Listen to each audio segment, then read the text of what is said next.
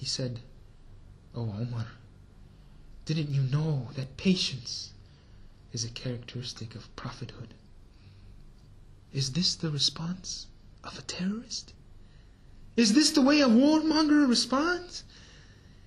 And then he looked at the Bedouin and said to him, "What inspired you to say what you said? What made you disrespect me in my gathering amongst my companions?"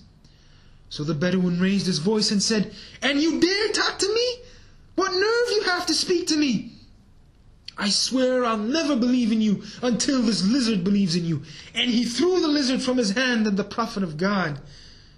And the lizard landed in front of the Prophet. The Prophet looked at the lizard and said, "O lizard." And the lizard replied, "Command me, O Prophet of God, and I will be happy to obey." Now I know what you're thinking, brothers and sisters. I know what you're thinking. How could the lizard, how the heck could the lizard speak? Well, you believe that Jesus, peace be upon him, gave life to the dead by God's permission, no?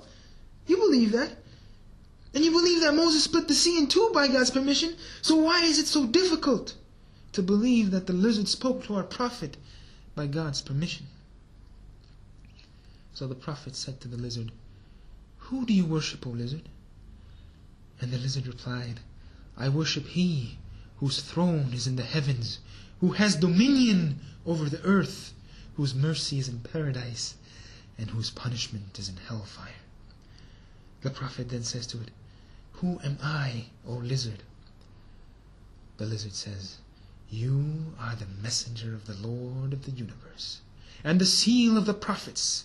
Successful is the person who believes in you, and whoever rejects you has failed." So the Bedouin looks at the Prophet and says, "I will never follow hearsay after this point. For I swear there isn't anybody on the face of the earth that I hated more than you 5 minutes ago. But you are now dearer to me than my own self. Ashhadu an la ilaha illallah wa ashhadu annaka Rasulullah." I bear witness that there is no God except Allah, and I bear witness that you, Muhammad, are his final messenger. The Prophet replied, "Praise be to God for having guided you." And then the Prophet asked him, he asked this man, the man that just insulted him and swore at him, he asked him, "Do you have any money?" He wanted to see if he needed any financial help. The Bedouin said, "There isn't a man from my tribe who is poorer than me." So the generous Prophet said to his companions, "Help your brother." And the companions contributed from their wealth until the guy was immersed with money. And this Bedouin returned to his tribe, and 1,000 people accepted Islam as a result of his efforts. 1,000 people, brothers and sisters. 1,000 people who hated Muhammad with all of their hearts. They now bore witness that there was only one God, and that Muhammad was his messenger. Man, what a story, brothers and sisters. Seriously, look at this, the Prophet's kindness, his mercy and his compassion in response to insult and humiliation. Honestly, if you knew anything about this man's life, you cannot but respect and admire him.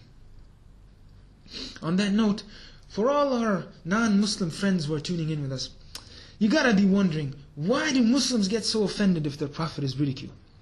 Well, let me explain it to you this way. If I were to ask you, who is the dearest person to your heart? You'd probably say, it's my mom or my dad or my sister, my son. And you probably would even say, it's myself. I love myself the most. Now I want you to close your eyes. And I want you to imagine that somebody was to come along and insult and humiliate your loved one. How offended would you be? How angry would that make you? Well, you have to understand, people, that Muslims practically love Muhammad more than they love themselves. That's why we get so offended. That's why it hurts so much. In conclusion, brothers and sisters, I want to bring this story in today's context and leave you with 3 lessons. Lesson number 1. Let us do justice to the Prophet of God.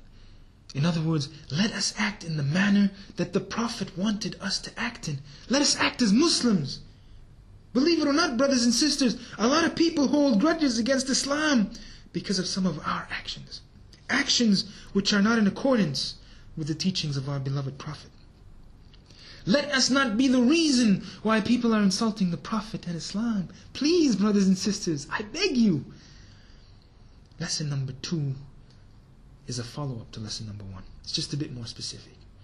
Don't translate your anger into violence. It hurts, brothers and sisters. I know it does. But if we act violently, we go against the teachings of our beloved Prophet. Big time.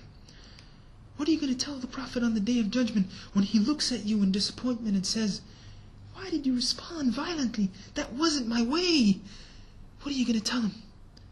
I'm not saying not to defend the Prophet of God. No, people, don't misunderstand me. But we have to defend him in a way that would not upset God and His Messenger. Lesson number 3 is to have patience and hope. Try your best to pray for the guidance of those who hurt you. I know it's tough, but try. The Prophet wasn't sent as a force of vengeance and retribution. Rather, the Quran tells us that he was sent only as a mercy for all peoples. We once had a teacher, the teacher of teachers. He changed the world for the better and made us better creatures. Oh Allah, we've shamed ourselves, we've strayed from Al-Muallim. Surely we've wronged ourselves, what will we say in front of him?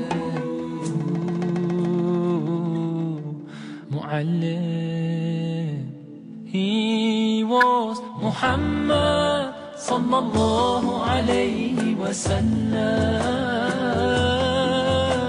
Muhammad, mercy upon mankind, teacher of all mankind.